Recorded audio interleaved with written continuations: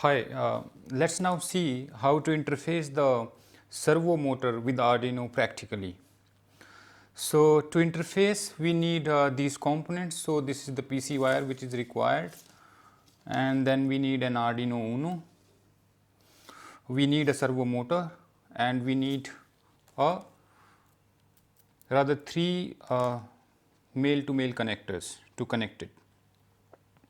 Also, along with the servo motor, you will receive three assemblies of this sort, which will be fitted into the shaft of the servo motor like this, and then you will have two screws, or rather three screws as well, which you can put it on the top and just tighten it up, so that the assembly will not come off from the motor when you have installed it in your project.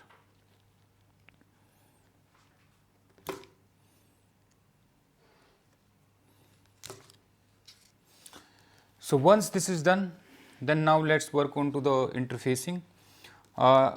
As discussed in the video before, there are three wires for the servo motor. The red one is the VCC or 3.3 volt wire. The gray one, or the sometime it can be a black as well. So, it is a ground wire, and then we have a yellow wire which is a signal wire. So, let us now connect these male to male connectors with the servo motor. So, we have to interface it like this.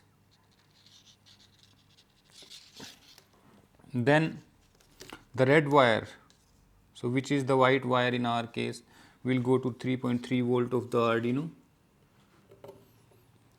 Then the yellow wire, which is the black wire for the connector which we have just connected, will go to the pin number 10 of the Arduino, which is a PWM pin. So, we have to make sure that the motor is actually connected with the PWM pins of the Arduino, which is pin number 3, pin number 5, pin number 6, pin number 8, not 8, pin number 9, pin number 10 and pin number 11. Then we are left with the ground wire. So, the ground wire will be connected with the ground of the Arduino.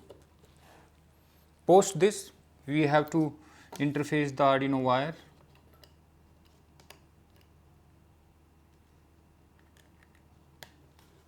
and then connect the other end of the wire with the computer.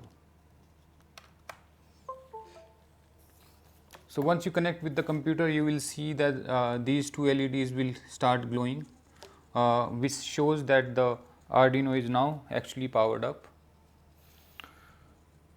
Now, we have to download the program.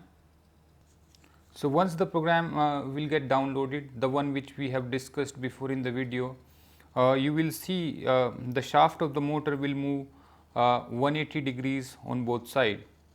Also, one of the key feature of this particular motor is that it cannot move beyond 180 degrees from both the sides, or rather it cannot rotate like a normal DC motor, because you will have a stopper on the gears which are there inside, which will not allow the motor to move in 360 degrees. So, if you see currently it is moving 180 degrees on one side and then 180 degree on the other side. That is what we have actually programmed it when we discussed in the video. Thank you.